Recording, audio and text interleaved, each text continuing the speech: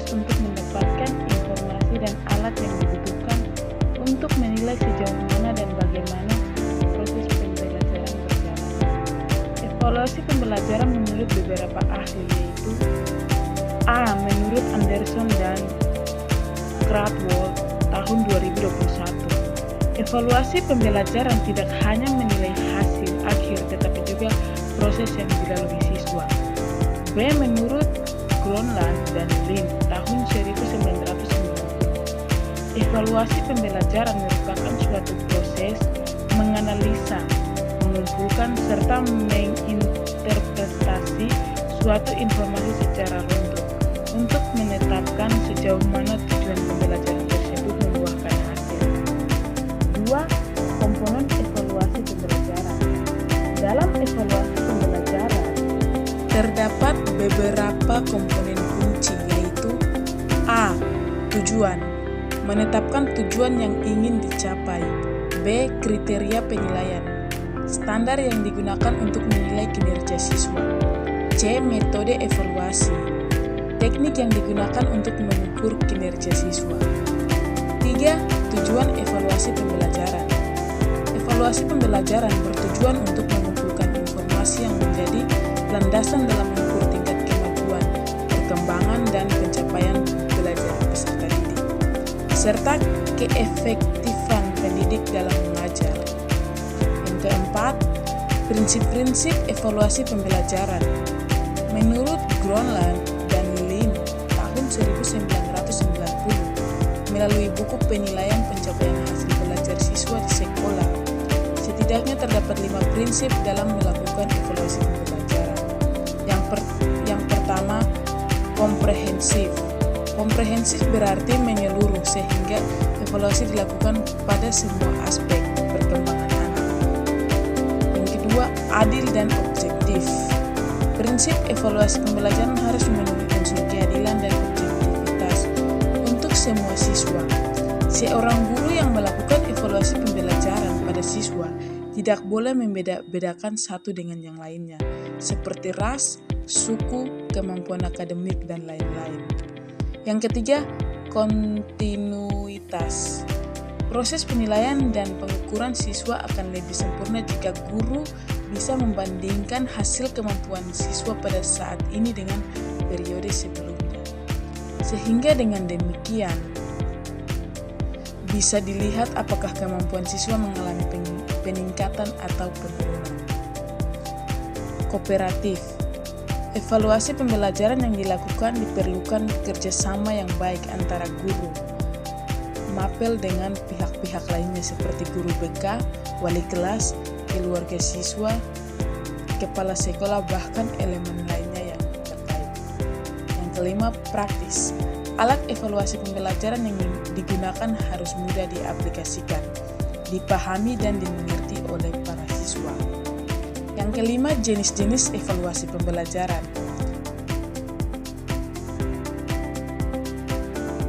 Siswa dalam mata pelajaran tertentu. Selain itu, tes sumatif berfungsi memberikan bahan laporan kepada berbagai pihak, khususnya kepada orang tua siswa. Contohnya, tes lisan, ulangan, ujian semester, dan praktik kerja lapangan (PKL). B. Tes formatif.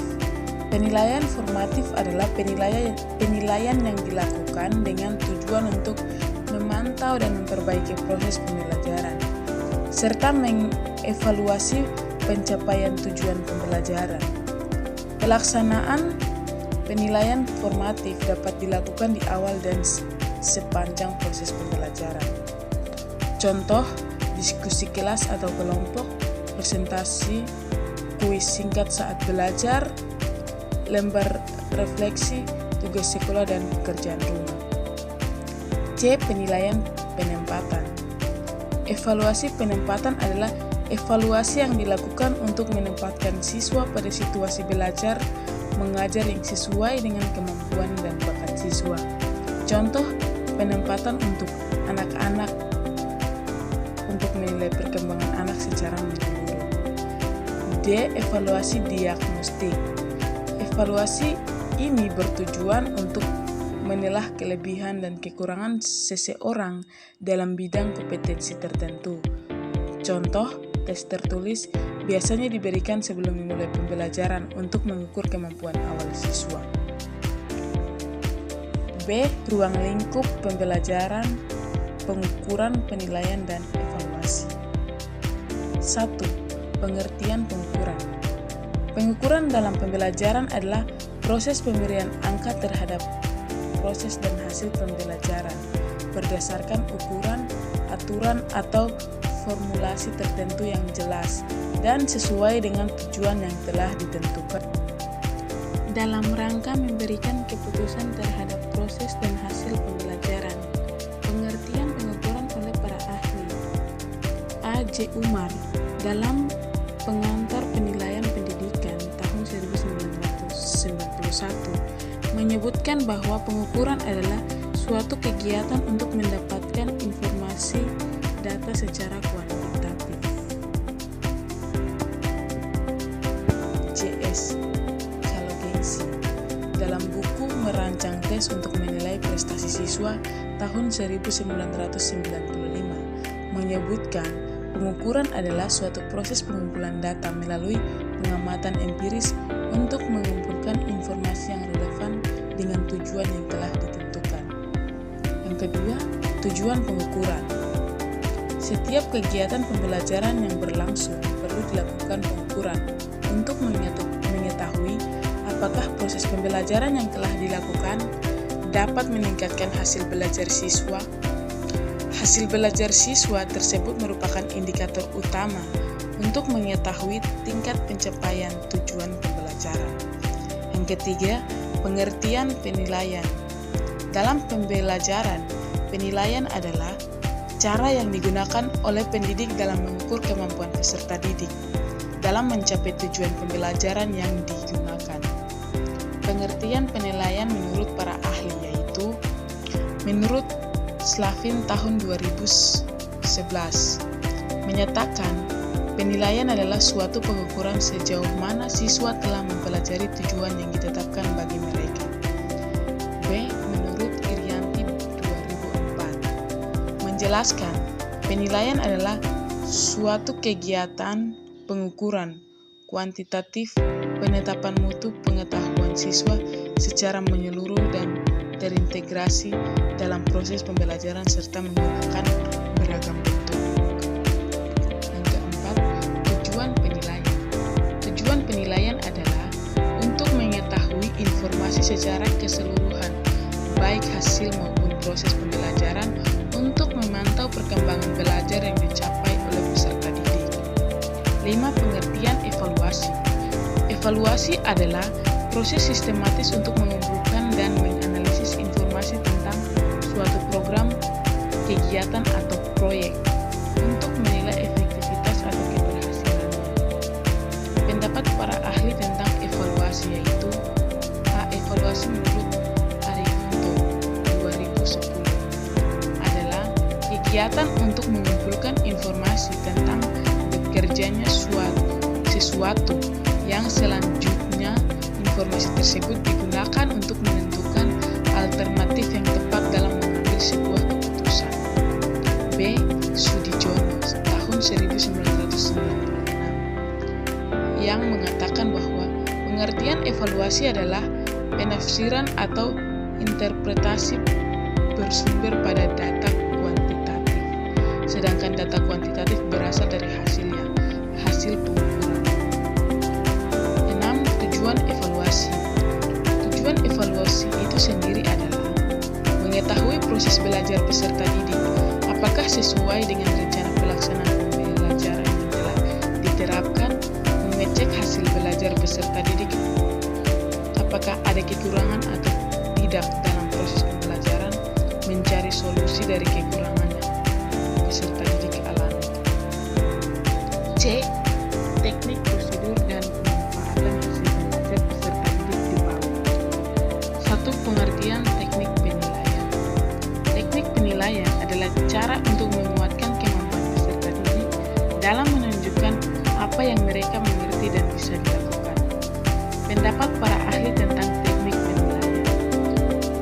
A.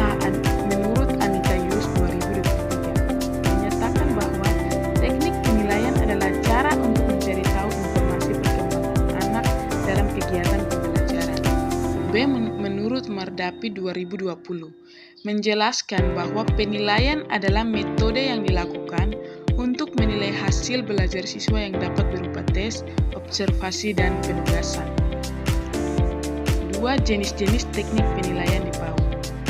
A. Observasi, pengamatan langsung untuk mengumpulkan data tentang aspek perkembangan anak dalam berbagai kegiatan. Contohnya, guru mengamati perkembangan anak dalam sebuah kegiatan bermain ketika dalam proses pembelajaran apakah anak mengalami peningkatan atau keterlambatan. B. Unjuk rasa.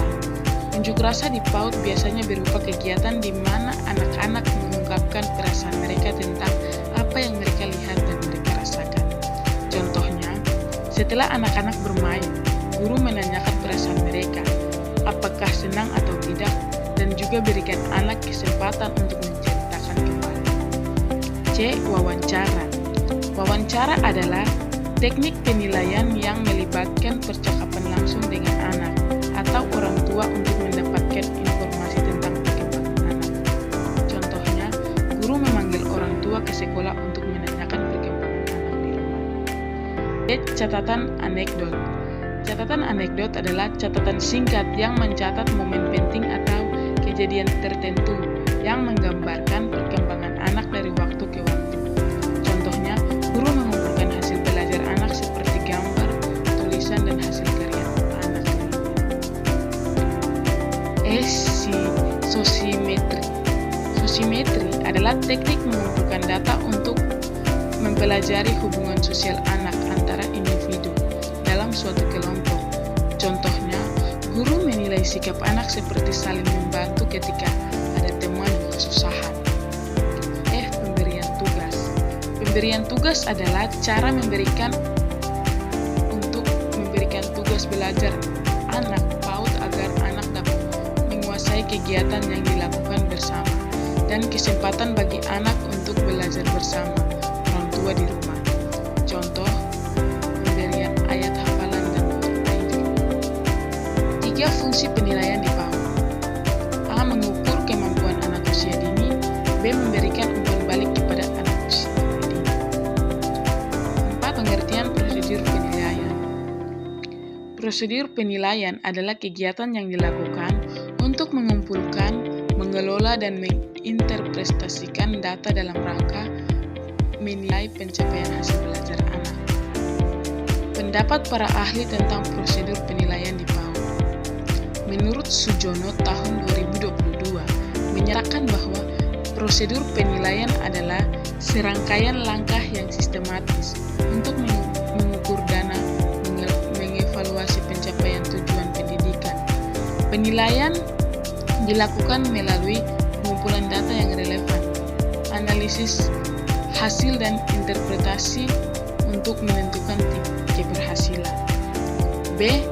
Menurut Ari Kunton 2023 mengemukakan bahwa prosedur penilaian adalah teknik yang digunakan untuk menilai sejauh mana tujuan pembelajaran telah tercapai. Kelima, prosedur penilaian di PAUD. A. Merumuskan masalah. B. Menetapkan kriteria penilaian. C. Mengumpulkan data. D. Pelaporan hasil. 6. Tujuan prosedur penilaian di PAUD. Tujuan prosedur penilaian di PAUD adalah untuk memantau dan memperbaiki kemajuan belajar, untuk mengetahui tingkat perkembangan anak, mengetahui tingkat perkembangan fisik dan mental anak, mengetahui hambatan dan kesulitan yang dialami anak, menilai tingkat pengetahuan, keterampilan dan anak, memotivasi, mengembangkan dan membina anak agar tumbuh dan berkembang secara optimal. 7. Pengertian pemanfaatan hasil belajar anak usia dini. Pemanfaatan hasil belajar anak usia dini adalah langkah penting dalam memaksimalkan proses belajar dan mencapai tujuan pendidikan. Informasi yang diperoleh dari penilaian hasil belajar dapat digunakan untuk berbagai keperluan, baik untuk meningkatkan kualitas belajar, memetakan perkembangan anak,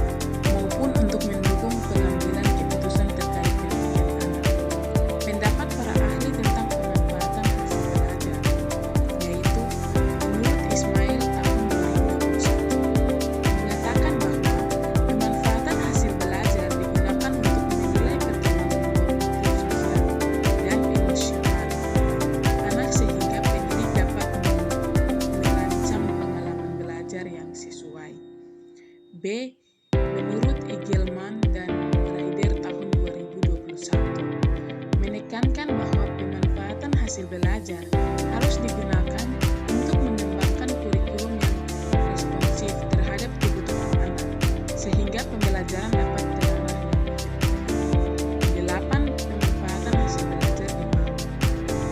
A. Meningkatkan kualitas pembelajaran. 1. Identifikasi kebutuhan belajar.